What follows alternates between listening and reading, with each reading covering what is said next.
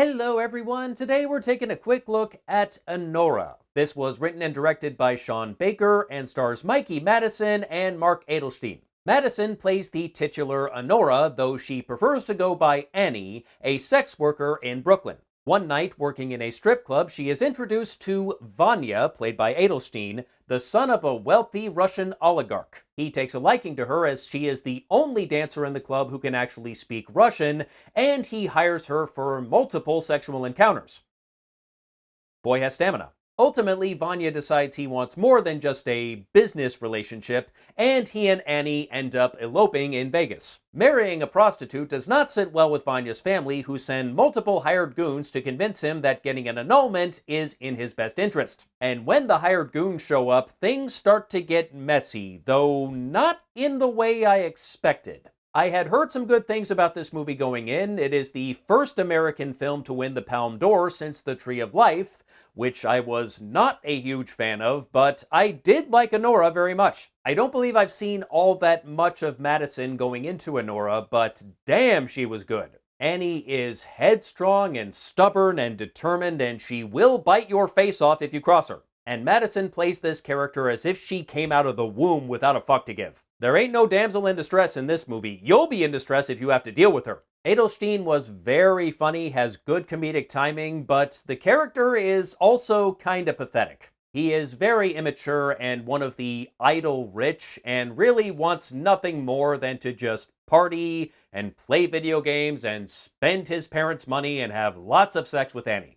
Living the American dream. Vanya and Annie have an interesting relationship. Almost immediately after the two meet, he reveals he's the son of a Russian oligarch named Nikolai Zakharov, though it later becomes quite clear that his mother Galina is the real head of the family. The women in this movie do not take any shit. And at least at first, it's not totally clear if he's actually in love with her or if he's just letting the sexual attraction go to his head.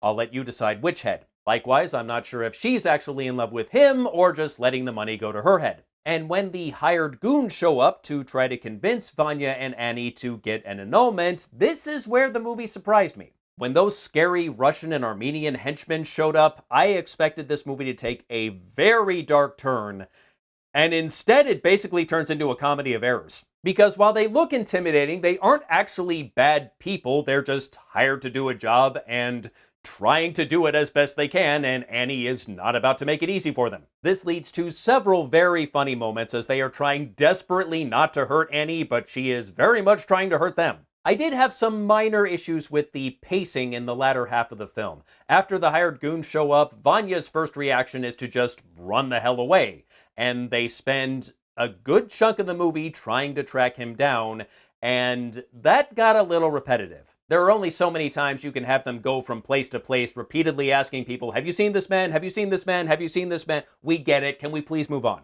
There's also some casual use of the F-slur thrown around, which feels unnecessary for a movie released in 2024. Maybe insinuating someone was gay would be an insult 20 years ago, but most people, decent people, have moved on from that. It didn't really add anything to the movie. It wasn't funny. I didn't see the point. And this is admittedly a minor nitpick, but in one of these scenes where Vanya is sitting on the couch playing Xbox, which he does quite often, he's sitting there with the controller, and then all of a sudden he starts doing this really weird thing. I'm not even sure if I can duplicate what he was trying to do, but he reaches over here with one hand and then tries to press the buttons with this hand. I'm like, what the hell are you trying to do, man? It is the strangest depiction of someone playing video games that I've seen since, what was that movie? I want to say it was Knocked Up, where there's a scene with a couple of guys playing an N64 game, and they clearly have no idea how to hold that controller. It looks really awkward. Now, that I can kind of understand because the Nintendo 64 controller had a batshit design, but Vanya is playing Xbox. That's a totally normal controller. I'm watching this and I'm like, have you never played a video game in your life? What the hell? And I know I am nitpicking, but it just really threw me off. How did nobody catch this? But those minor issues aside, it's a very entertaining movie with a great cast, and I do recommend checking it out, but do not bring your kids. It very much earns its R rating. There's a lot of nudity and a lot of fucking. And that's all I have to say about Anora. Till next time, take care.